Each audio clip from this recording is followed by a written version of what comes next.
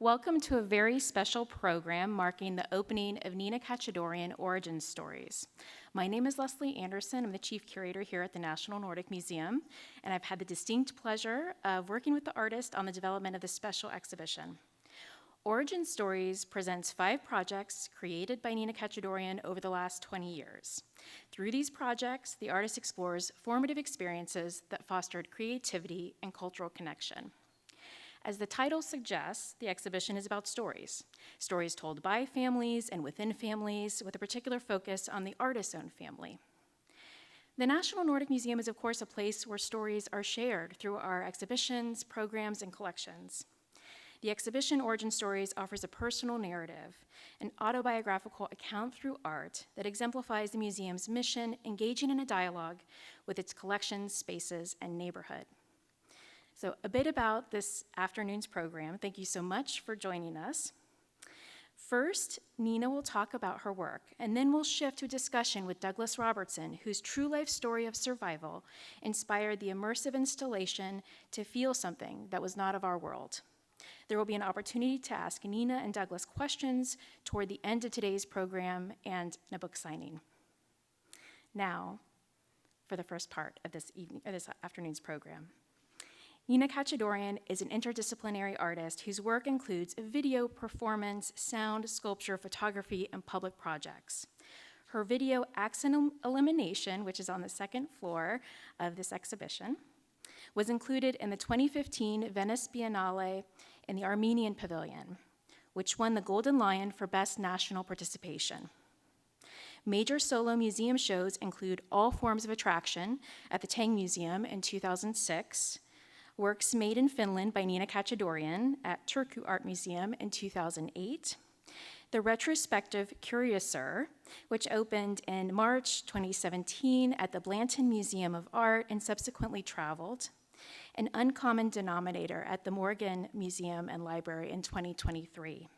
Her work has been included in group shows at the Serpentine Gallery, Turner Contemporary, Istanbul Museum of Modern Art, NYU's Gray Art Museum, Museum of Contemporary Art San Diego, ICA Philadelphia, Brooklyn Museum, and many other important venues. Katchadourian has received grants from the New York Foundation for the Arts, the Anonymous Was a Woman Foundation, the Tiffany Foundation, the American Scandinavian Foundation, and the Nancy Graves Foundation. Her work is in public and private collections, including the Metropolitan Museum of Art, the Blanton Museum of Art, the Morgan Library and Museum, the Saatchi Gallery, the San Francisco Museum of Modern Art, and it also mentioned the Utah Museum of Fine Arts, and I had a role in that particular acquisition, I'm proud to say. She is a clinical professor at the NYU's Gallatin School of Individualized Study, and she's represented by Catherine Clark Gallery and Pace Gallery. She divides her time between Berlin and Brooklyn. Please give a warm welcome to artist Nina Katchadourian.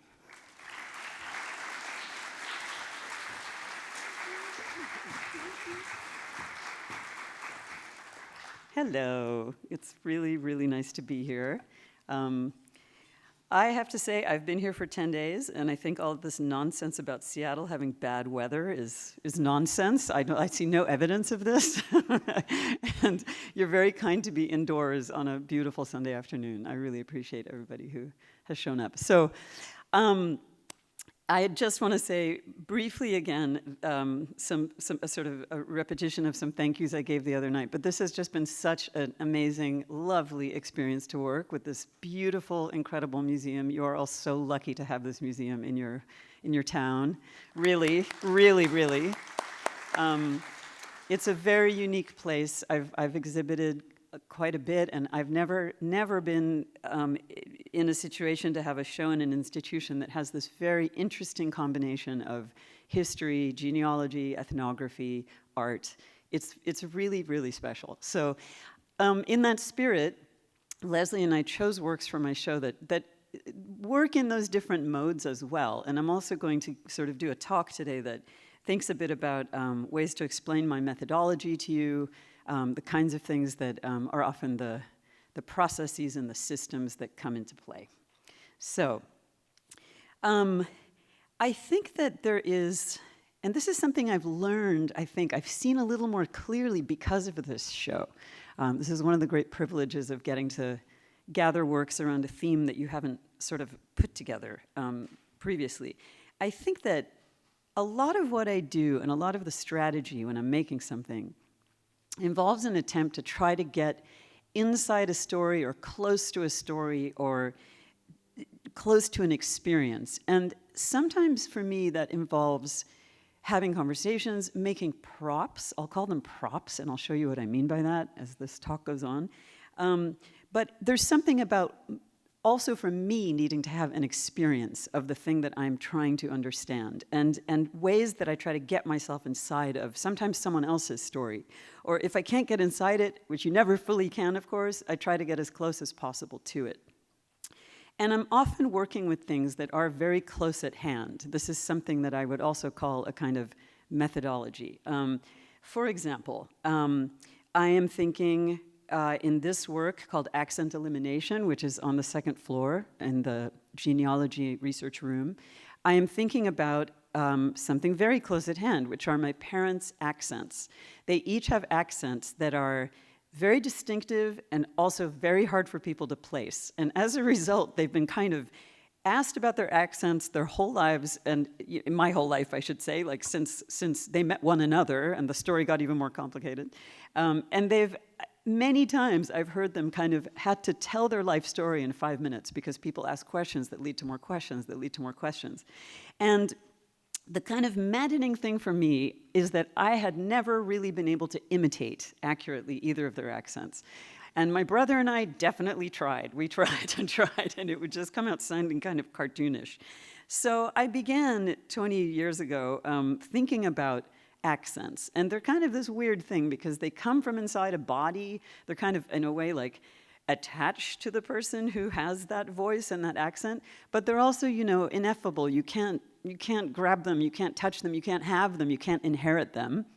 And so I had the thought that perhaps I could learn to speak like each of my parents in each of their accents. And that thought came prompted by, I should say, a number of posters that I started seeing in New York City when I first moved there 25 years ago that advertised something called accent elimination. And this was a mysterious term and a slightly alarming one. I thought, why are you trying to eliminate that and why? But I called up one of these coaches and just said, could you explain to me what this is and who does it and how you work with people and why? And he explained, sometimes people feel their accents are getting in the way of being understood, and I work with the person to sort of reduce them. I'm not trying to, erase who they are, erase their cultural identity or anything like that, but it's about being more clearly understood.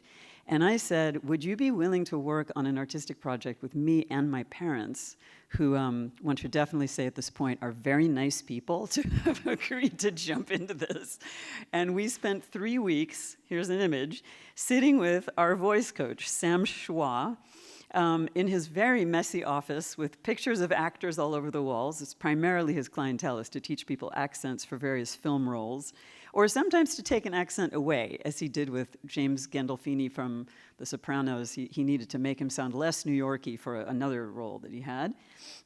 And we were working with a script, which is in fact a script, my parents each wrote one, which is the story of why they have the accents that they have. These are a few more process shots of us rehearsing in my studio. We would sort of take turns being in the hot seat, coaching each other off camera. And in the end, this became this 6-channel video work that you can see for yourself on the second floor. So that's kind of an example of what I mean. This is something that was around me my whole life, and at some point I thought, there's a lot that this detail opens up onto. It becomes a way of thinking about assimilation and immigration and a kind of, American myth about, the whole idea of the melting pot and sort of on one hand blending in and on the other hand, being proud of where you're from. It's kind of those two things are in an interesting relationship. So I'll tell you now a little bit about kind of the Nordic part of me and my family. My mother is from Finland. She is from a language minority in Finland that speaks Swedish, and they're sort of vernacularly known as Finland Swedes. And I grew up spending my childhood summers, and still spend part of every summer there, in a small island community that is east of Helsinki. Depending on how fast your boat is, you can get there in 25 minutes from the mainland, or, in our slower boat, that takes a bit longer. And I'm going to sort of show you closer and closer up views. This island group consists of two kind of biggish islands, Pörtö and Bodö, or Pihtisari in Finnish.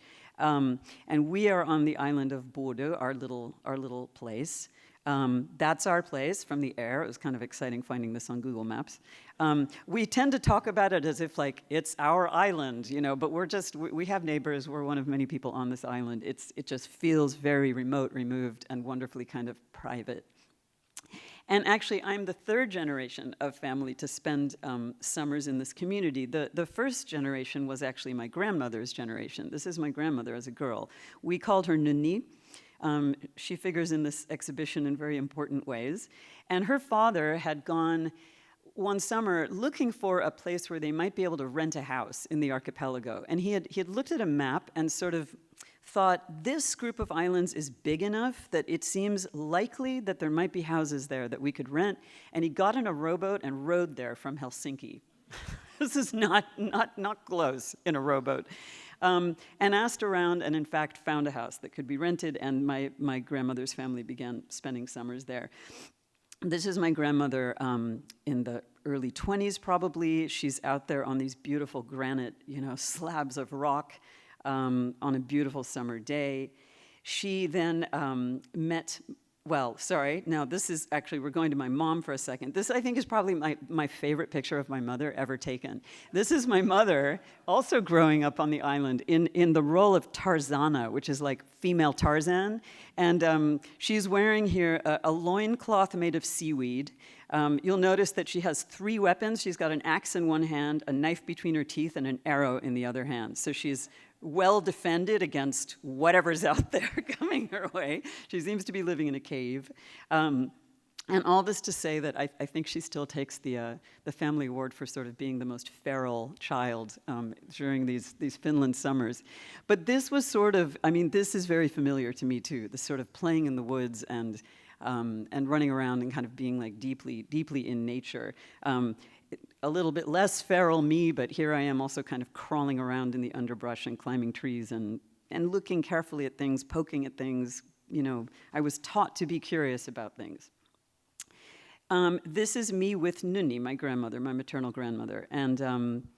And she was very much an artist. She did not have the sort of personal, professional circumstances in her life that made it possible to be a full-time professional artist, but she made things her whole life. And some of those were drawings, paintings, but also things that sort of sit in a place of being part family document, part artwork.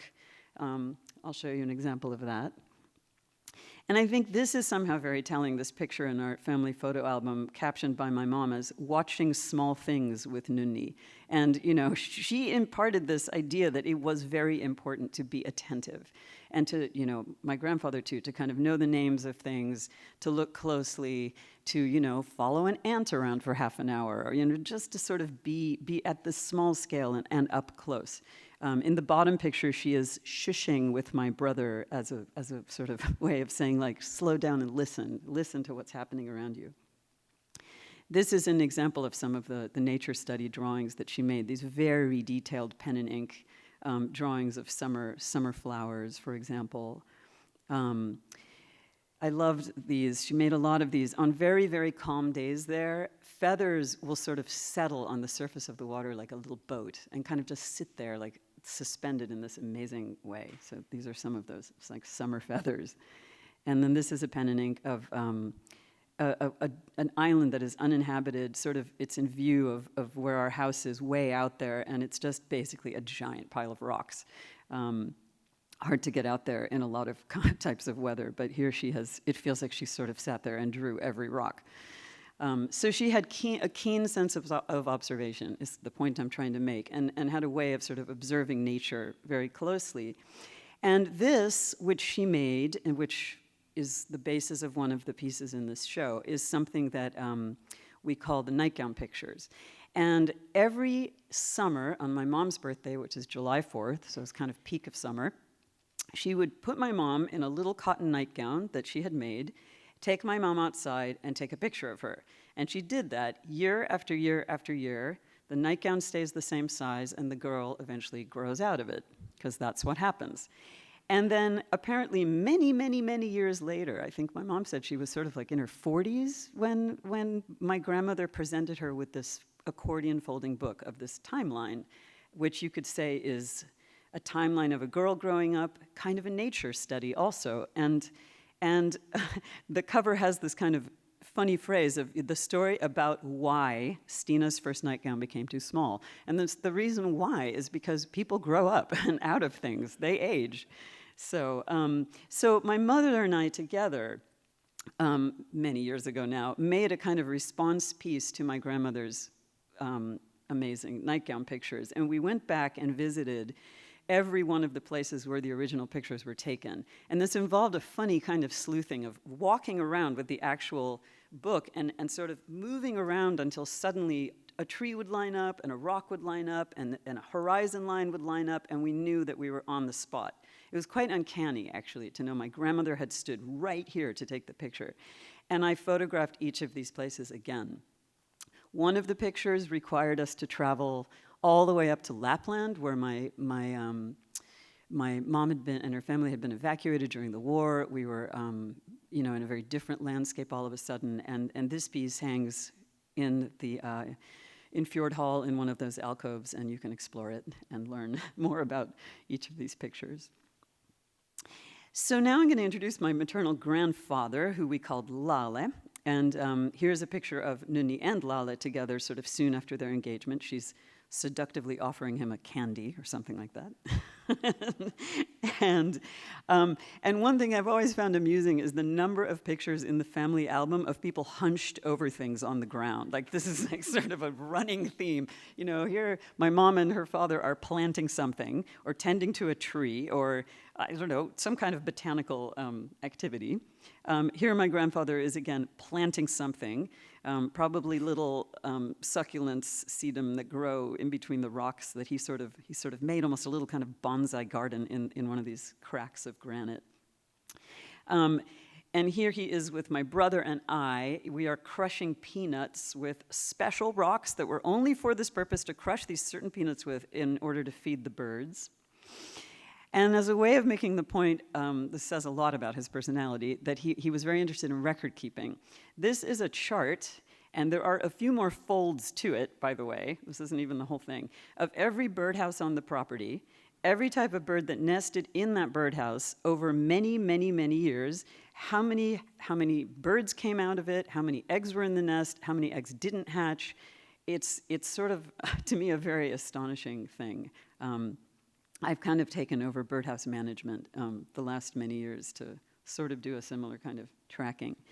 And here I am with him, an early picture taken with another family relative friend creature who is this wooden cow named Talla. And Talla is a kind of nickname. The word tall is the Swedish word for tree, pine tree, sorry, specifically pine tree. And so Talla is sort of like piney, be like sort of saying piney. Talla was one of 4 wooden cows that were part of a little herd that my grandfather made for my mom when she was about 10 years old, 11 years old.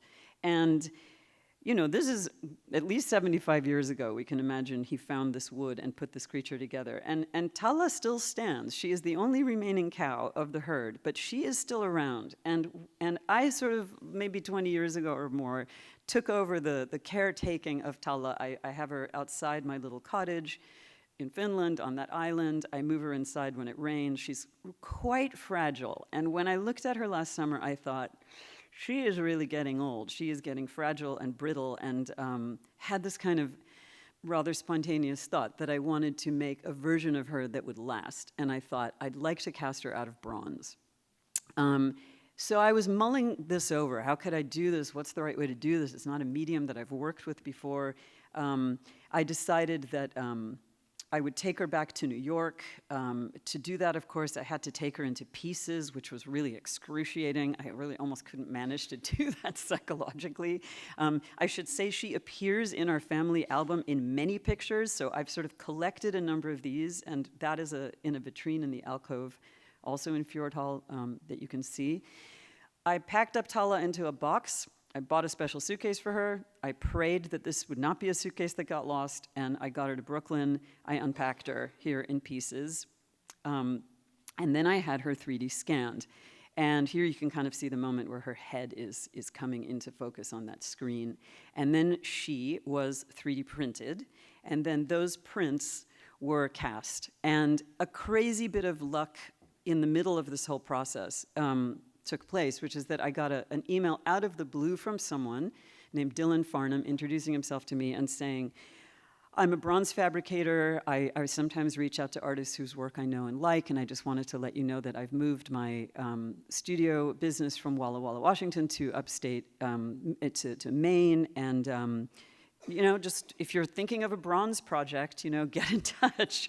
And this couldn't have been better timing. It was really shocking that the timing was what it was. So I told him what I had in mind, and then to make a very long story short, a year later, we have Tala and her bronze twin. Tala on the left and the bronze twin on the right. And Tala's bronze twin is now standing outside in the museum's garden. She's right outside of the sauna. My mom got to meet her the other day. And we've sort of put her in a position outside the sauna, outside here, that mimics the kind of placement that we often have her in on the island. So she's kind of a little guardian, like outside the door. She historically had an udder and a tail. So I made my first udder. This was the first task I had when I got here last week. And there it is. I'm pretty proud of this. I didn't have a blueprint for this, so I had to kind of make it up. And she had her rope tail restored as well. So I think of this piece as I think of it as a small monument, really. I think bronze is that kind of material. It's a monumental material. And this is a small-scale monument to my grandfather's gift to my mom, and to a kind of caretaking that I think families do with objects that are important to them, and that we've all been doing with Tala for a really long time. So I'm going to now show you a little bit about our sort of island life. We have a boat that I sometimes describe as more like a family pet than an object. Our family boat is called Sally Walker. This is a picture from an excursion in 1978 where we are headed. We have rigged her with a sail. She's not a great sailboat, but you can sail her. And we're heading out to one of these outer uninhabited islands. And you got to have really nice weather to do that, at least in Sally Walker. And we are there, for the afternoon. We have a picnic. We've brought our two Playmobil families, the Sjöbloms and Botsmans, with us. And my brother and I have set them up here in a kind of Great Plains, cowboy scene of sorts. And these two Playmobil families are the central element in the film in this exhibition called The Recarcassing Ceremony. I will not explain to you at great length what a recarcassing is, because you can go and discover that for yourself. But it was a very important moment in these two Playmobil families' lives. And there is a cassette audio recording of this ceremony that took place to bring two of them back from the dead, basically. And I knew I had a tape of this. I wasn't sure where it was for many years. And when I found the tape again, I guess around 2014 or so, it was really astonishing to hear this recording. And it's kind of what prompted me to make the film that you can see in this show. So here too, there is kind of a strategy of restaging, of creating an experience again that will help bring me back into it or bring other people back into it. Because of this film, we as a family talked a lot about this game and the recarcassing ceremony and what it all meant. And it was sort of a vehicle for getting close to it and close to each other, I would also say. Here's Dad in Sally Walker. We're heading out on a very beautiful summer day to these two uninhabited islands out there. And it's just such a beautiful landscape. And I mean, maybe some of you have been to these parts of the archipelago, but I'm kind of showing you these in part to make the point that, rocks and islands and water have been, and boats have been important in my family to us. And I think all of those were reasons why my mother found it completely appropriate, as did I, that she read a book out loud to me when I was 7 years old called Survive the Savage Sea. It's a rather harrowing book. It's a book, a true story about a family, the Robertsons, who, to make a very long story short, were shipwrecked in the Pacific Ocean and survived for 38 days on unimaginably small craft. This is an image on the cover of this book of the moment of their rescue. My mom read it aloud to me, and she, when asked, was this an appropriate thing to read to a child? I never questioned it myself, but it was a story about a family. It was a story about boats. It was a story about the sea. It was a story about ingenuity and about kind of what you do when you need to invent. You need to invent things with your lives at stake. It's high stakes. It's high stakes invention and improvisation. The Robertsons were shipwrecked about 200 miles west of the Galapagos Islands, and then you're seeing here this kind of end papers from the book, their trajectory as they headed/drifted north and then over into the doldrums where there was rain, and then had the good fortune of finally being seen by a fishing boat who picked them up 38 days after this began. 6 people. This story has possessed me my whole life. I mean, that book was read to me at age 7. I think I have read it nearly every year since then, and I'm really not exaggerating when I say that. It has had a hold on my whole family. This is a picture that my mom took on the right. And she has captioned it in a way that relates it to the Robertsons' rescue picture, because she sees the similarity in our body positions in the Robertsons' moment of rescue. So the picture on the left is almost like a Rorschach blot that we projected ourselves onto in a way. There are, in fact, and this is important to say, there are, in fact, 2 books. They're both important to this story. One of them is Dougal's book. Dougal Robertson was the father of this family. And the other book was written by Douglas, who is the oldest son of the family, who's going to join us today very soon. I'm thrilled to have him here, and a couple of his family members, too.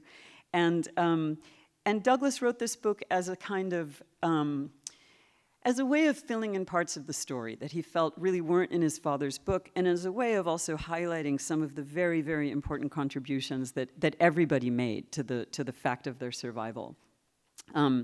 So I've had a relationship to the story for a very long time, and already as early as 2011, long before I met Douglas or made this project, I made a pilgrimage to see this dinghy that they survived in called the Edna Mare. She's unimaginably small. I had been prepared for a small boat, but not this small. And for me, this was like laying hands on a holy object. Like, I could not believe I was in the presence of this boat. And I was shown by the curator of boats at this museum, lots of artifacts related to the voyage. This is the Life Raft Equipment Guide, a completely useless booklet, apparently, that Dougal kept his log in. And, on the subject of getting close to a story, I'll just show you that, like, the project notebook that I keep for this project is a replica of this Life Raft guide. So that's another example. And then, I had it in mind for a very long time that maybe there's a way to make an artistic project about this story, but I didn't know what I was doing. I didn't know what I wanted from it. I didn't know, I wanted to contact the family, but I couldn't figure out what I was asking for, and I felt a little kind of psycho doing it. It's like, I've been reading your book my whole life, and it was a little creepy and stalkery, and I don't know. I didn't have a way in. I didn't know what I wanted to do. So I just simply thought about it for years and years and years and years. And then COVID happened. And suddenly it's 2020, and none of us are going anywhere. We're actually all shipwrecked. We're completely marooned. None of us are going anywhere. And it was a hard time to make art, actually. It was difficult for me to even imagine making anything. It was somehow so just traumatic. But I kind of thought, maybe this is the time to try to approach this story. Maybe this is actually the only possible time to approach this story. And then I spent about 2 weeks, I think, writing an email. I don't think I've told you this, Douglas, how nervous I was to write this email and make contact, you know. Dear Douglas Robertson, I'm an artist. I've been thinking about your family story for a long time, trying to find the right balance between being informed but not crazy. You know, would it be possible to speak to you? I got a very friendly email back. Of course, here's my phone number. We spoke on the phone about an hour. And I think Douglas could figure out pretty quickly that I was asking rather odd questions. I was not asking maybe the usual sort of journalist questions. I wanted to know things like, did you get the wood for the spear from the center thwart? Is that correct? There's a piece of it missing. I noticed it in the museum. And there was kind of weird, kind of detailed questions. So we talked, and at the end of that hour, I said, I have a really big favor to ask you. Would you consider, while I work on this project that I'd like to start, on June 15th, the day you guys were shipwrecked in 1972, I'd like to continue it for 38 days and every day be in the studio making something about it. Would you consider speaking with me like once or twice during that month and a half? And without a beat, he said, we really should speak every day. Like, no one's ever done that, and that's what we need to do. This was like a dream come true. So that is what we did. We spoke on the phone every day for 38 days. And after a while, Douglas began reading the book out loud to me spontaneously, which was very uncanny, because now the book with the person in it is being read to me by the person in it, and it was kind of mind-blowing.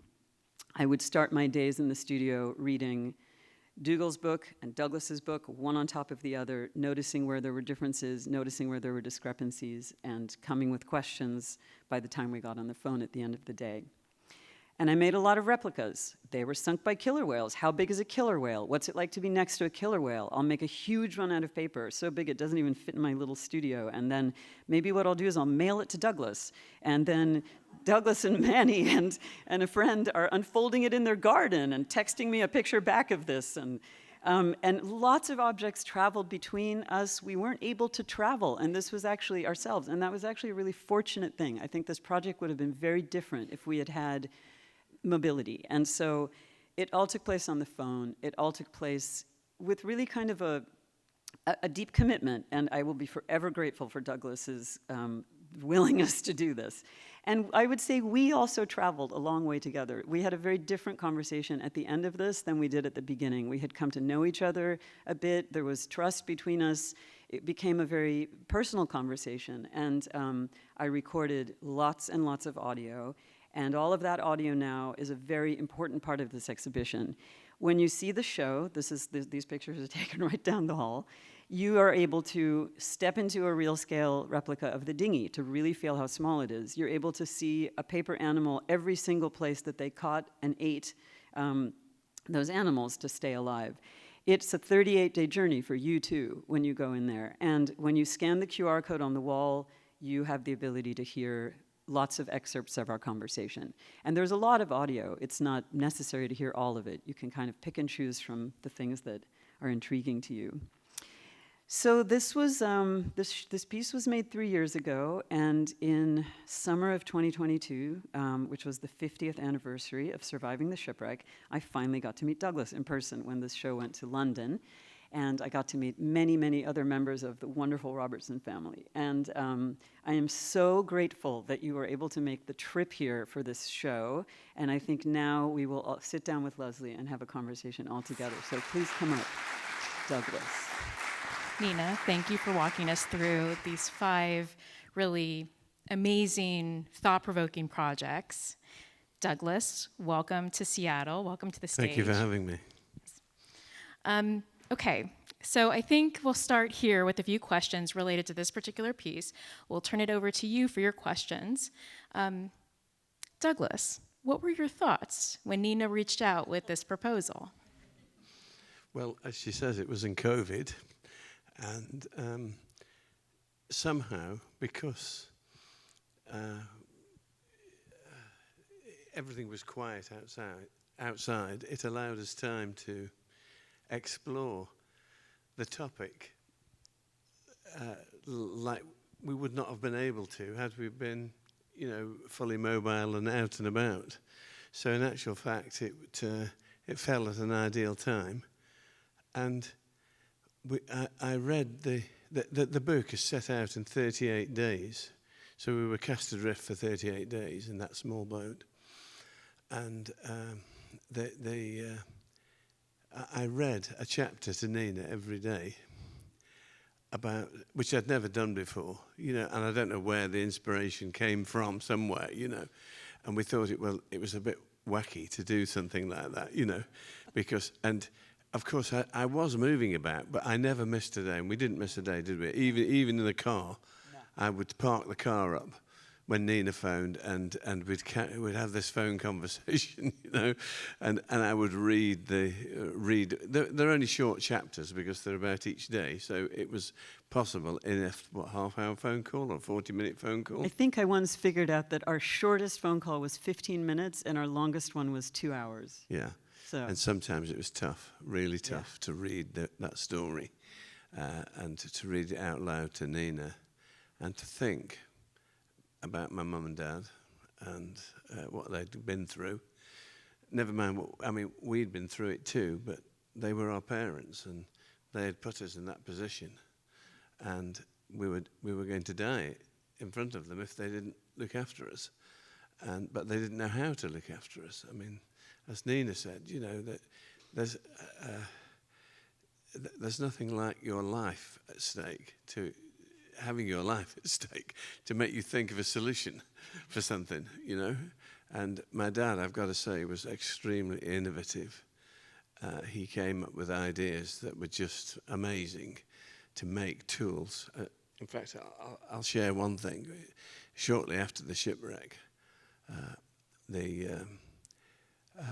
when we were really quite desperate and wondering, first of all, where we were, what had happened, what we were going to do, a flying fish jumped out of the sea and was flying along, and a frigate bird swooped down, snapped it up, and flew off with it. And I said to my dad, it's taking the piss, that bird is, here's us with just our hands, our puny human beings. And and he said to me, well, Douglas, we have brains. And with brains, we can make tools. And with tools, we can bridge this million-year gap between us and the bird, And that's what he did. He made tools, and he drove us.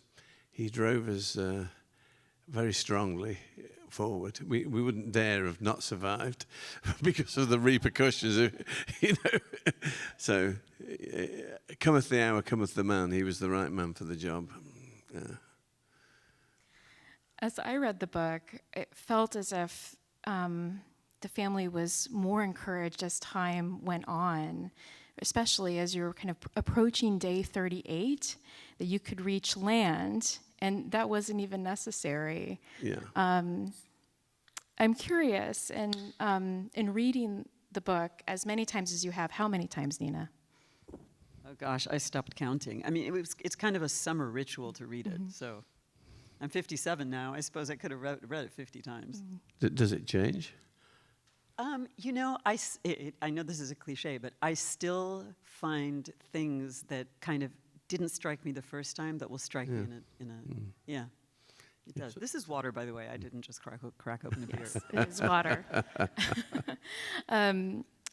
Was there anything that challenged your assumptions from reading the book so many times and then partnering with Douglas on this project, where you had very deep conversations and access to a source of so much information? Yeah, in fact, I feel a little embarrassed about this.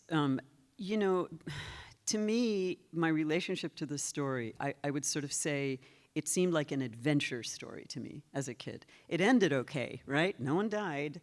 It was all right. They got rescued. There's a whole day in that exhibition devoted, a whole wall, I should say, devoted to day 38, the day of rescue, because it is such an astonishing set of things that happened on that day.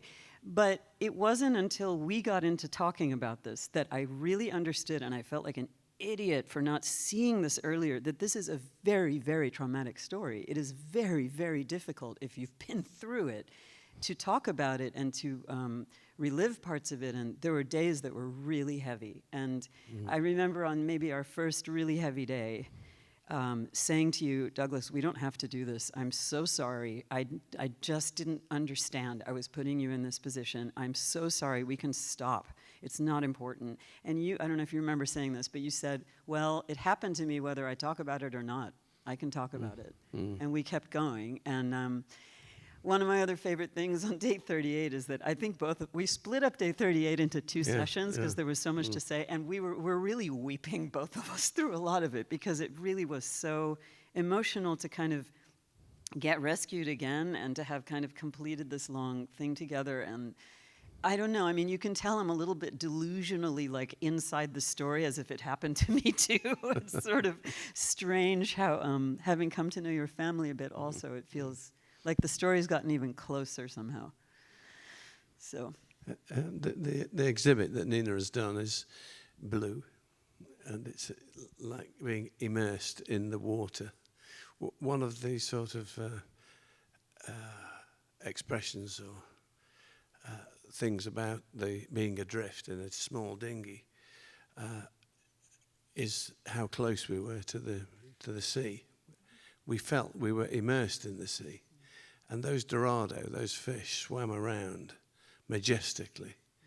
And of course, my dad was always thinking, how can I get them from there to here? You know, a small step, but how can we do that, you know? And he made tools. He made tools that failed, and eventually a tool that worked. And we had nothing to make tools with. We just had the broken knife, the broken blade of a knife we had. But we had time. We had plenty of time, you know, to sort of make these things. And we did have some food to start with. But the exhibit sort of focuses on the blueness of the Pacific Ocean. And the blueness is one of the things that has stayed with me from then, you know, that sort of being immersed in blue, so to speak. In addition to being immersed in blue, are there favorite passages or moments, excerpts from this immersive installation for both of you? I decided to name the piece after something that Douglas said on day 38, which I thought was such a beautiful phrase, to feel something that was not of our world. And we were talking about the moment that this fishing boat, the Tokomaru, saw the Robertsons after they had spent the last of their flares trying to get its attention. This was, I should say, the second boat they had seen, and the first one did not see them. That was very devastating. So this boat sees them and turns and is heading their direction. Douglas is describing all of this to me.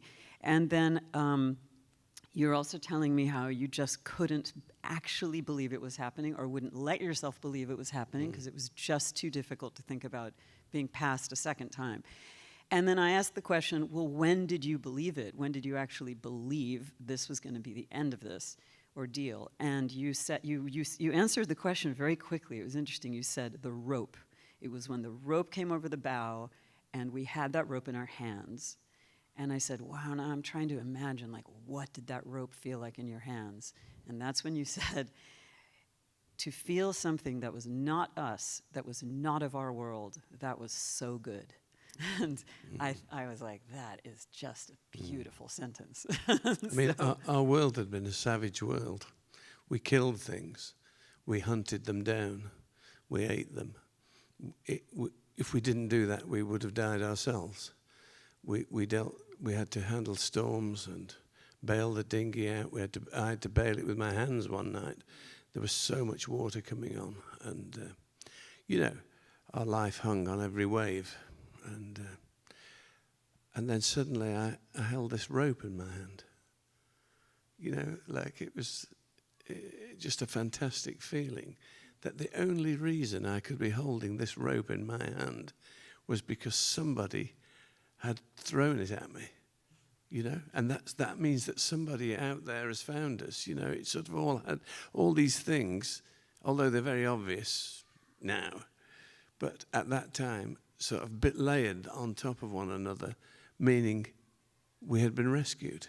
We must have been rescued. Well, we hadn't been rescued yet. We still had to get from the dinghy onto the Tokomaru, which was quite a feat as well, because there were 6 of us on this dinghy with a very small freeboard, and we'd spread oil, turtle oil, that we'd rendered from the turtle fat. That we had. I'm amazed at the ingenuity of my parents. I was the muscle, right? So I don't claim anything other than right at the beginning, where I convinced my dad to drink some turtle blood, because I said I'd read it in a book that you could drink it. What I didn't tell him was that it was a fictional book. And it was South by Java Head by Alistair MacLean, and I sort of convinced him that he should try it, which he did, and he said, "Oh, actually, you can drink it. It doesn't taste of salt at all." And I was going, whew.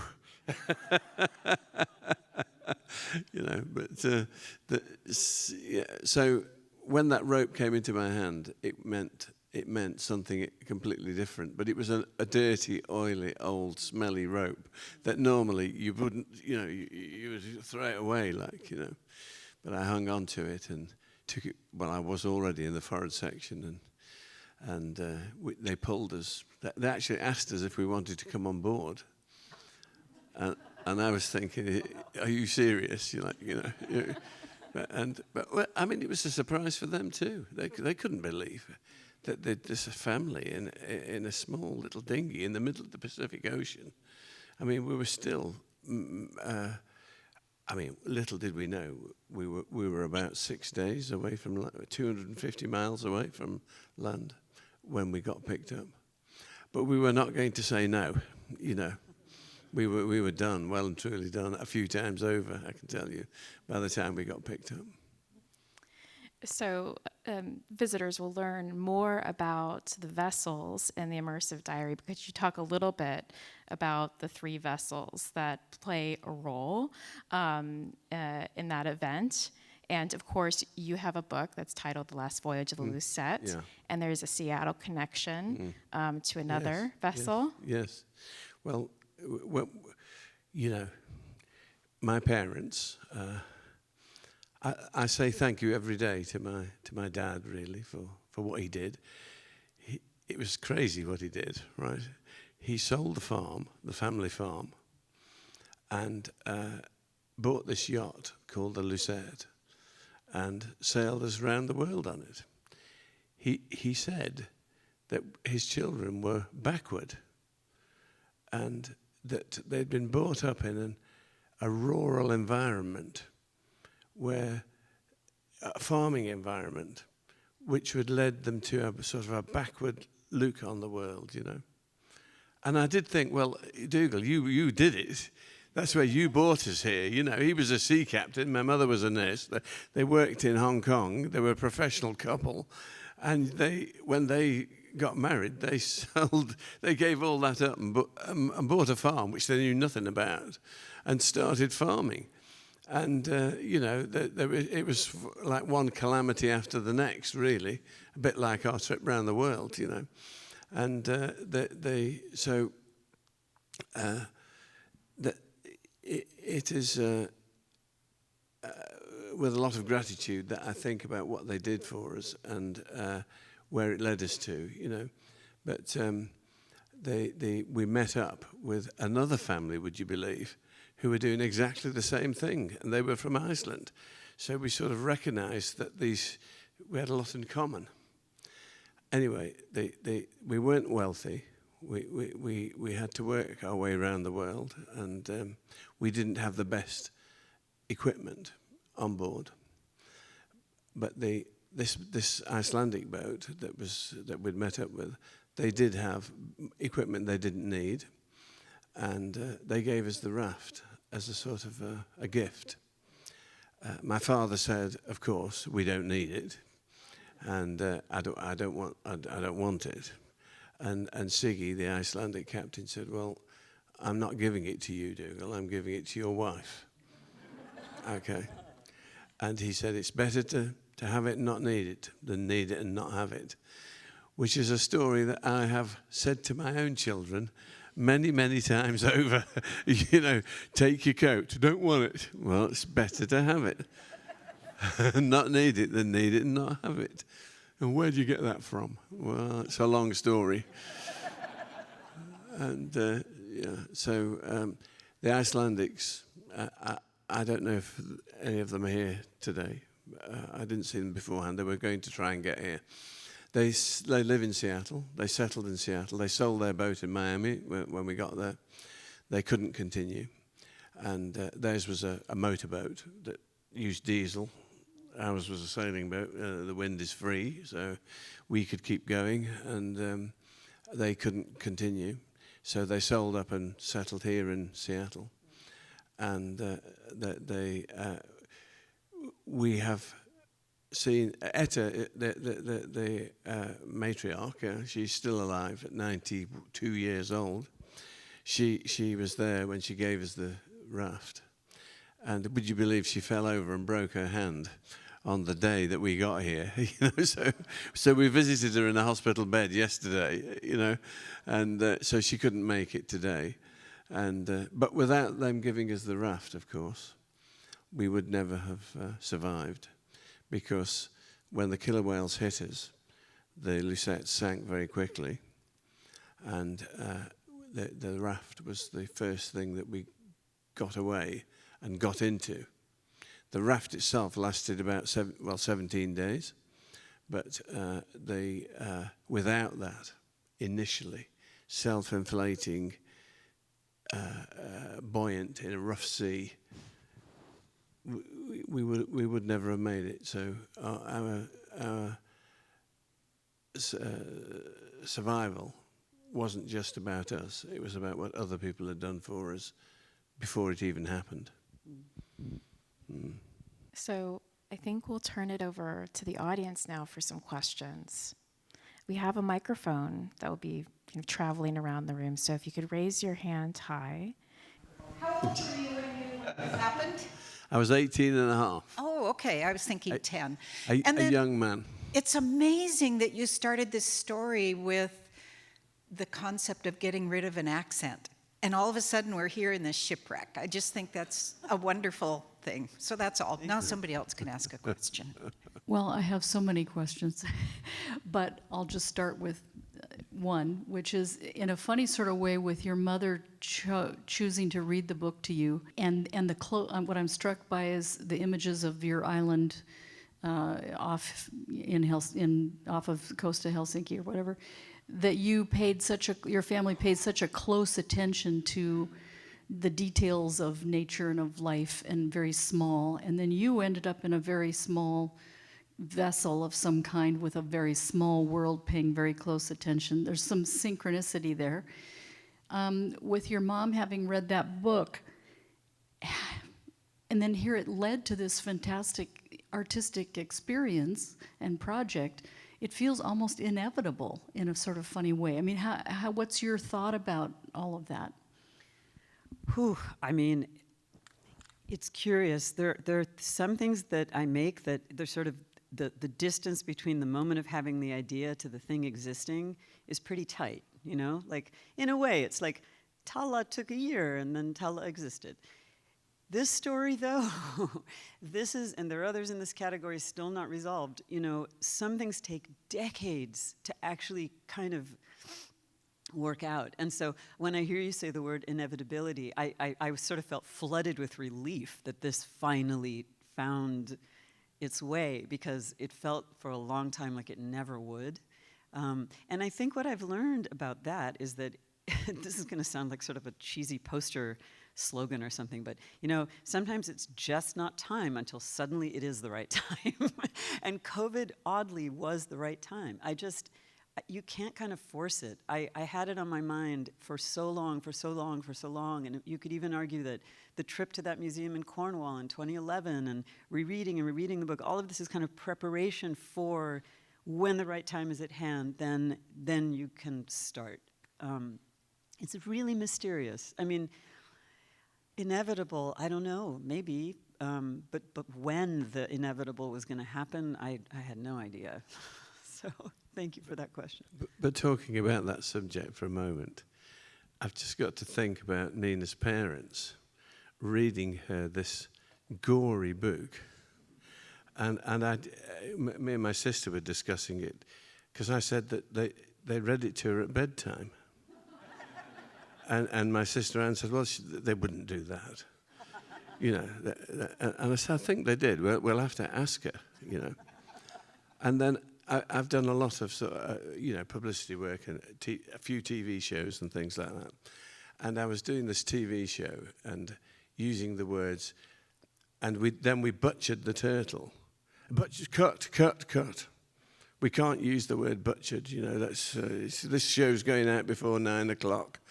Can't do that. And I was thinking, bloody hell, Nina's parents read her all about it before bedtime. But the thing is that, I mean, yes, you could say it's a gory book, but there's also, to me, a huge amount of sort of hope or hopefulness, or like I find reading this book gives me a kind of optimism about what people are capable of doing, what people are capable of surviving. And I would say even, you know, there's another question, which I think I learned through our conversation, is what does a survivor do having survived something? It's not like you survive and then it's done. You have to kind of live as a survivor, and in very different ways. On the Armenian side of my family, you know, we have a different kind of survivor story there. We have survivors of a genocide. This is something I have thought a lot about. I was very close to my grandmother who survived the Armenian genocide, and I think in a strange way, it may seem very distant, the shipwreck and that, but this is a pressing question for me of sort of what happens when something that bad happens? How do you survive that? How do you get through it? What are you like afterwards? So that's maybe for me the more personal undercurrent of this. My mother's hand is in the air, and She's saying, I'm she sorry. may defend herself now. Yeah. Yeah. Was it a bedtime story? What can I possibly do to defend myself here? It occurred to me when you mentioned COVID that, in a sense, the origin of this story of my reading the book to you also took place under circumstances that, in a way, mimic COVID. Because here we were on this island. You had no playmates. You had no toys, really, around you. We were really, in a sense, you know, very much marooned in this place. And I think that that was also one of the reasons that it felt appropriate for me to read a shipwreck story, because we were going to be, you know, going away from there, and we were going to be kind of rescued from there. That is that element to it also. And I also trusted you and your brother to be secure enough in the family setting that this would not be something really traumatic.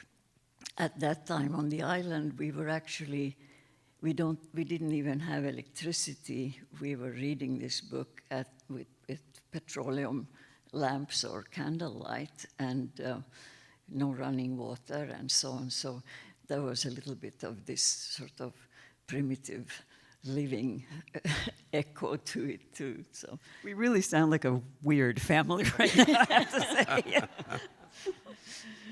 long live weird, yes. But there is also this, you were talking about genocide and things like that. It's very difficult to show genocide from a beautiful point of view. Whilst we were struggling to survive, and we were very fearful that we could die at any time, and it was hard work, very hard work. We were in very cramped conditions, and you know, but we were also aware that we were surrounded by absolute beauty, the beauty of nature, the skies, the sunsets, the sunrises, you know, the fish. We felt we were one of those fish in the sea, you know, and the sharks that were swimming around.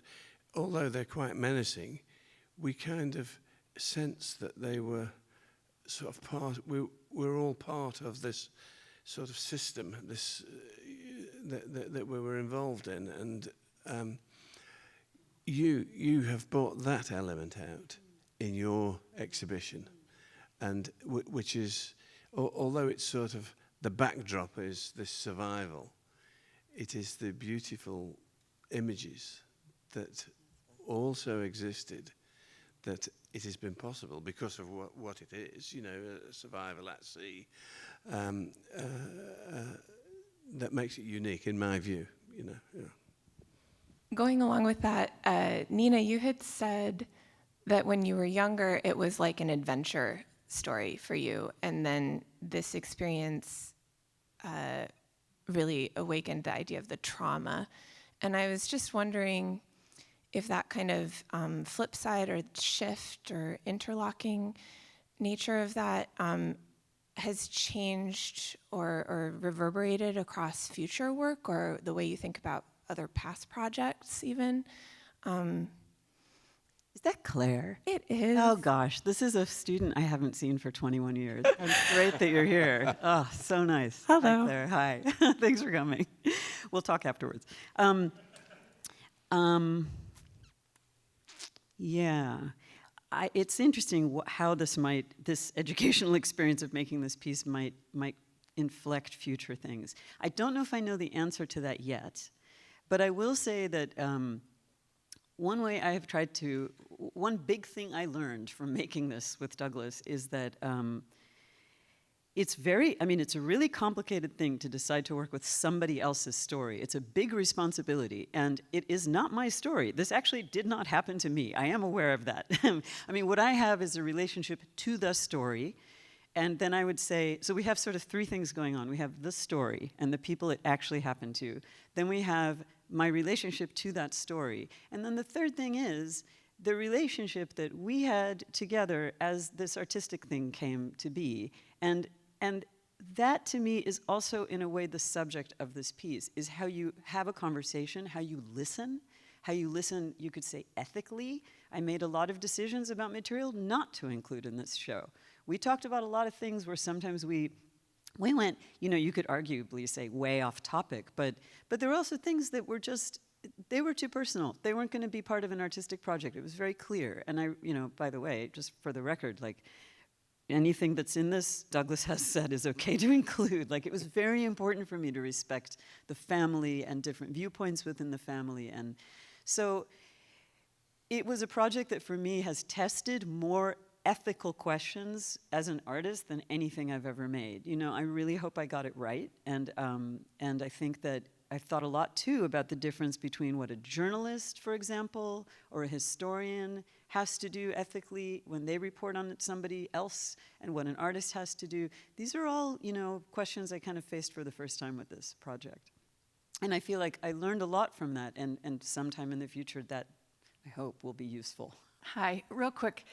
I loved the photo that your mom took of your family in the same being rescued too. So I was going to ask, what was your mom thinking? Is your mom still alive? And then here she is. She is, yes. So she is part of this story because she did that a while ago, right? Yeah. And that was an art piece, I think, right?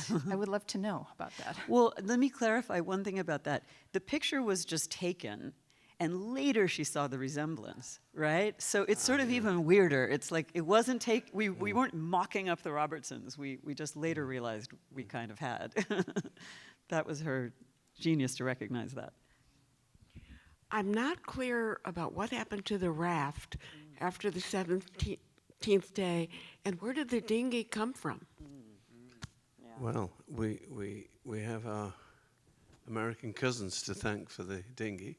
It was a school project in Miami, Florida, and they made 4 of them, one of which was good enough to sell.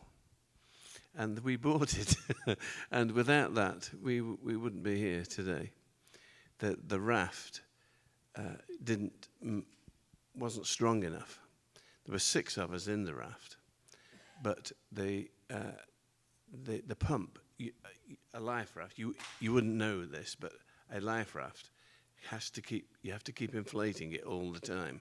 The air seeps out through the fabric, and at night time, the air pressure drops locally, and in the daytime it increases. And that drop of pressure, you have to pump the boat up at night, at evening time, to last for the night. And I'm talking about with no leaks. If it had no leaks in it, you'd have to do this. And then in the daytime, in the noonday sun, when it's hard, you have to let some air out because it might rip it or strain the fabric. And the bellows broke down after about the third day. And so I had to blow it up by mouth, which was a tremendous, arduous task that I knew. Part of me was thinking, I shouldn't be doing this because I'm blowing all the moisture out of my body. But if I don't do it, we're going to sink, you know. So, and eventually we couldn't keep pace with what was required, and the dinghy gradually got worse and worse. The raft got worse and worse, and we had to abandon the raft on the 17th day. And that was a very scary time for us because we knew the dinghy could sink. The fiberglass dinghy that we'd bought in Miami, if it was overwhelmed with water, that was it probably.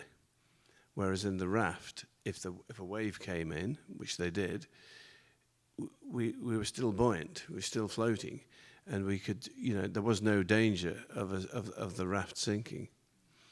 And so we said goodbye to the raft, very sadly, on the 17th day. But the dinghy, you know, when we got picked up, we had food, that we had dried meat and dried fish, and we had a container of water that we had saved. We actually had about 2 weeks' supply of food, and I'm talking about at our level. We had 2 or 3 pieces of meat and a mouthful of water per day, right? So, but at that rate, we had enough for 2 weeks, and little known to us, we only had about a week to go before we would have hit land or the shipping lanes off the Mexican coast at any rate. And so the Japanese picked us up, and they were going to sink the dinghy. And Dougal said, no, please don't sink the dinghy. He said, can you not bring it on board? And the captain said, well, why do you want us to bring it on board? And Dougal said, because our food's in there. And the captain said, but we have food. Like we couldn't our minds were so savage, we couldn't get to grips with the fact that we could sort of let that food go, you know. It was so valuable to us. The dinghy is in the National Maritime Museum in England. And, you know, they have a marketing plan of 150 years for it. And they, along with a few artifacts, you saw the logbook, my dad's logbook, and so in a way it was worth saving that, you know. And but the raft, there are some parts we salvage parts of the raft to make a bucket, a water container with, and a flotation chamber with, and so we did use bits of it when we only had the dinghy. Douglas, is it right, though, that Ednamare, the dinghy, was kind of, you guys weren't really planning, you weren't thinking of it as kind of a life craft. It was like a little boat that would get you to shore, or... Yeah, it wasn't a lifeboat. Right, it wasn't a lifeboat, so... No, it was just to get us, you know, if we anchored off, we would just go ashore on that. We had the life raft for that. Right. But, you know, nobody, you can't rehearse a shipwreck. And, you know, Dougal, my dad, always had the view, oh, the best lifeboat you've got is the one you're already on, meaning the vessel, you know, the yacht, Lisette. He never for a moment thought that we'd be hit by killer whales and, you know, and we would be deep sea right at the beginning of a 2,000-mile journey. And, it happened so quickly, we had no chance to get in those days, you had to turn your radio on and wait for the valves to heat up. So it took 2 minutes for it to sort of get live before you could actually start to use it. And of course, the boat sank in 2 minutes. We never got a chance to send out an SOS. And, I think we have time for one more question. Well, I want to thank you for your story. It's both of you. It's amazing. And I am really fascinated by the fact that in this situation, your father kept a log. it's amazing, isn't it? It's amazing to me. Who does and that? it's Who to does me- that? Yeah, who does that? Who does that? With a pencil. My and mother's a piece sewing of basket paper. floated past, and I grabbed it.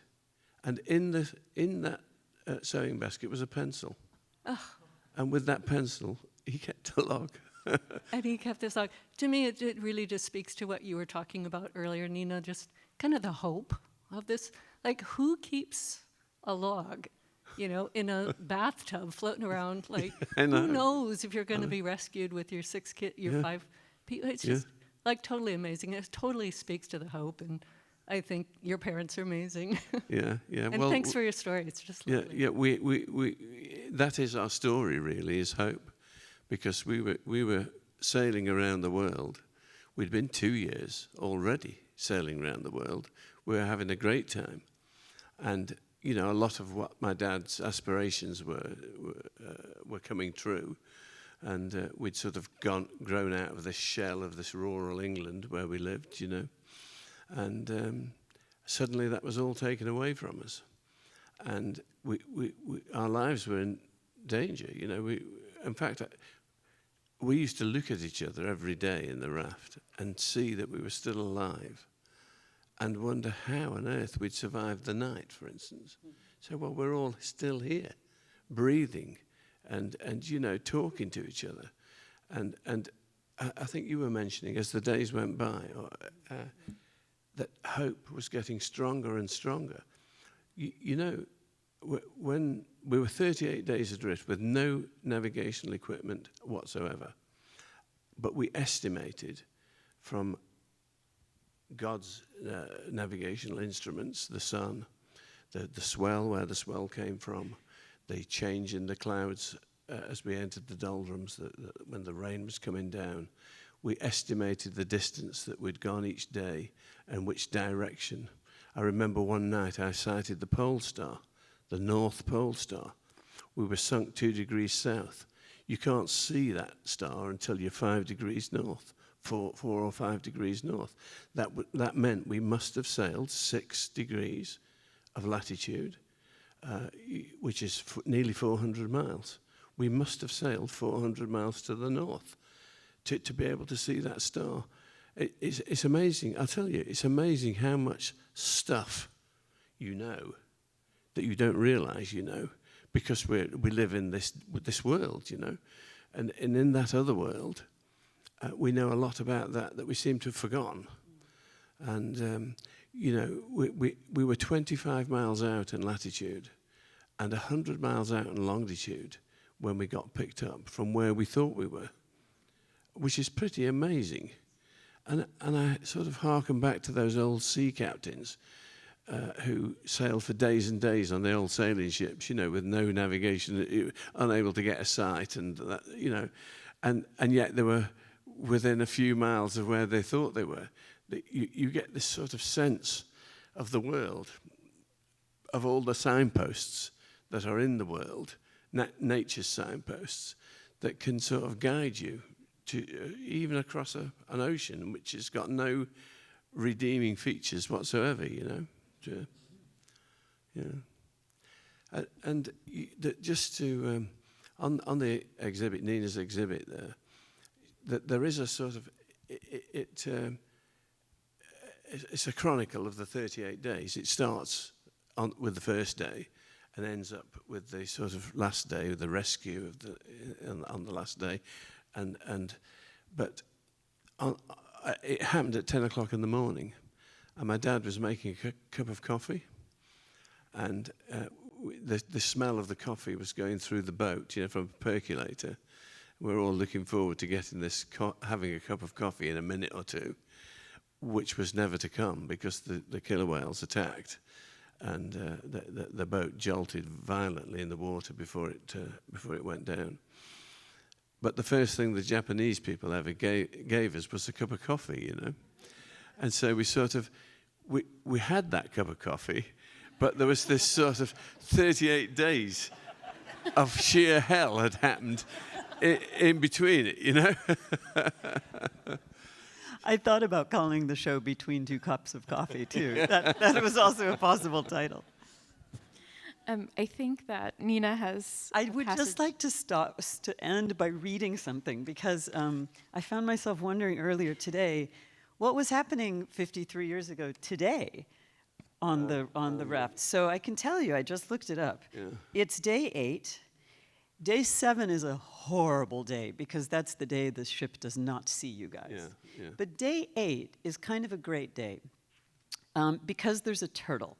And I just want to read a few sentences from day 8. So this is Dougal writing now. I opened the stomach and found to my delight a golden cascade of 100 or so yellow egg yolks awaiting collection. I cut some meat from the shoulder piece, and then with a couple of dozen eggs in a dish, returned to the raft for breakfast, where all waited curiously for their first taste of turtle meat. We swallowed the egg yolks, bursting them like yellow plums inside our mouths and allowing their creamy richness to permeate our taste buds, enjoying the flavor of the raw food as only starving people can. We washed it down with a draft of water and lay back and reflected on our good fortune. If we could catch turtles and rain, we would survive all right. I thought of the fish spear. With turtles and Dorado, we'd be wealthy. So, Oh, there you go. Yeah. thank you. Wealth isn't always money, is it? Yeah, that's what we said. Thanks for being here, Douglas. Yeah, thank you. Thanks for having me. Thanks, Leslie, for this. Thank you. And special thanks to Nina Katchadourian for selecting this reading material. That was the inspiration.